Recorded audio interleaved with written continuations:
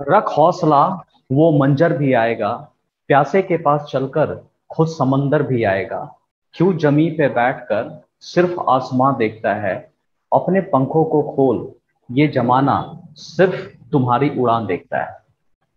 अपने बिजनेस के steps and processes कैसे बनाएं। जब तक आप स्टेप्स एंड प्रोसेसेस नहीं बनाएंगे, आपका बिजनेस ऑटोमेट नहीं हो पाएगा, आप टाइम से कभी भी फ्री नहीं हो पाओगे।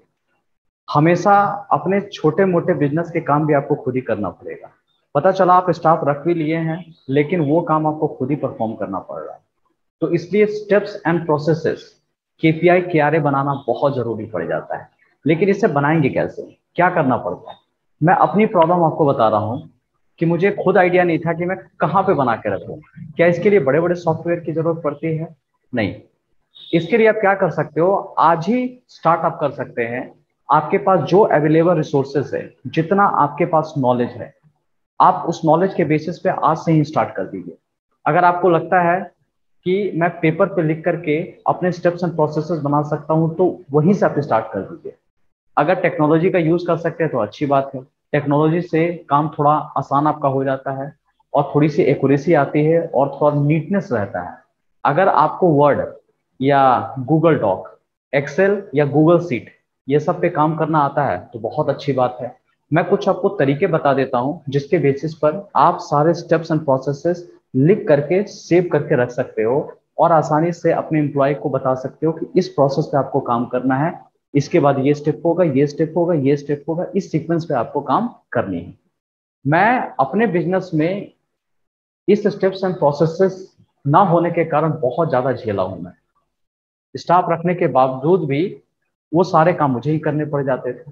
और गलती स्टाफ्स की नहीं थी, गलती थी कि मुझे खुद ही स्टेप्स एंड प्रोसेसेस बनाने नहीं आता था। मुझे काम को डेलीगेट करना नहीं आता था, ऑटोमेट करना नहीं आता था। तो आइए मैं आपको कुछ बातें बता देता हूं। जैसे आप क्या करो, आज ही या तो पेपर का इस्तेमाल करके पेपर पेन से डायरी में लिख लीजिए जो भी आपके डिपार्टमेंट है।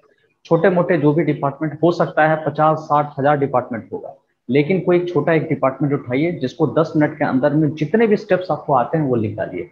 भले 10% ही स्टेप्स आपको पता है, बाद बाकी 90% आप धीरे धीरे ऐड और सब्ट्रैक्ट करके आप उसको फाइनल टच दे सकते हो। लेकिन स्टार्ट करना जरूरी है। अगर एक छोटा प्रोसेस का भी आपने स्टेप सारा लिख दिया, छोटे से काम का भी सारा स्टेप्स लिख दिया, तो समझो कि आज आपने काम स्टार्ट कर दिया। मैं अपनी बात बताता हूँ कि मुझे खुद, जैसे मैं मैथ्स पढ़ाता हूँ ना, तो उस मैथ्स पढ़ाने में क्या क्या स्टेप्स लगते हैं पहले मुझे नहीं पता था। मैं रेंडमली आता था और क्लास स्टार्ट कर देता था। लेकिन वो सारे स्टेप्स मैंने पहले लिख दिया। आते के साथ ही एक टॉपिक टेस्ट होगा जो कल पढ़ाया था, उसके बाद फॉर्मूला टेस्ट होगा, होमवर्क चेक होगा, उसके बाद कंटेंट पढ़ाऊंगा। कंटेंट में भी पहले पूरे टाइप ऑफ टॉपिक बता दूंगा कि आज हम लोग क्या पढ़ने वाले हैं। उसके बाद मैं कंटेंट बताने जाऊंगा। कंटेंट में भी कुछ कैरेक्टर्स को यूज करके मैं पढ़ाता हूँ ताकि इंटरेस्टिंग लगेगा। बीच बीच में मोटिवेशनल लाइन डालूंगा मैं। लास्ट में समरी दूंगा, कॉल ऑफ एक्शन दूंगा मैं। उसके बाद डीपीपी दूंगा मैं। और जितने सारे टॉपिक जब ये रिकॉर्ड हो जाएंगे, तो रिकॉर्ड होने के बाद फिर मैं इसको अपलोड करके फाइनल टच में दे करके रेडी कर दूंगा। इतने सारे स्टेप्स एंड प्रोसेसेस में करता हूँ। तो पहले मुझे ये नहीं पता था, अब आसानी से वो सारे काम मेरे होते जाते हैं। मुझे कोई जल्दीबाजी करने की जरूरत नहीं पड़ती है। सिर्फ 1 मिनट में वो सारे स्टेप्स एंड प्रोसेसेस को देख लेता हूँ, और आराम से मेरा सारा का सारा काम हो जाता है। दूसरा, अगर आप, अगर वर्ड्स एंड डॉक्यूमेंट आप जानते हो, इसका इस्तेमाल करने से और भी बढ़ जाएगी।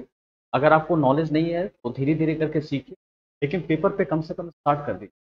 और धीरे धीरे सीख करके फिर टेक्नोलॉजी में स्टार्ट कर दीजिए। टेक्नोलॉजी में काम करना थोड़ा आसान आपको पड़ जाएगा। हो सकता है आप एक्सेल का भी इस्तेमाल कर सकते हैं। कुछ लोग एक्सेल पे ही लगभग सारा काम कर देते हैं। एक्सेल पे कर लो, नहीं तो गूगल शीट पर आप काम कर सकते हैं। गूगल शीट पर भी आप काम कर सकते हैं। नेक्स्ट आपका हो सकता है कि अगर आपको गूगल ड्राइंग आती है, गूगल ड्राइंग, तो वहां पर अपने सारे स्टेप्स एंड प्रोसेसेस को फ्लो चार्ट में बना बना करके लिख सकते हो, और आसानी से आप इन सारे को इंप्लीमेंट कर सकते हैं। ताकि आपके ऑर्गेनाइजेशन के लिए वो सारा स्टेप्स भी बन जाएगा, सारे प्रोसेसेस भी बन जाएंगे, कौन सा स्टेप्स काम करते हैं, कौन सा काम नहीं करता है। और फाइनल जो एक परफेक्ट प्लान निकल के आएगा उसको आप स्टोर करके रख लेंगे, और जब भी कोई मेंबर आएगा या खुद के लिए भी आप उन सारे स्टेप्स को देखिए और एक्शन में लग जाइए, क्योंकि स्टेप्स देखने के बाद काम करना काफ़ी आसान हो जाता है। माइंड एंड बॉडी ऑटोमेटिक बोलती है कि हाँ अब ये करना है, ये करना है और ये करना है।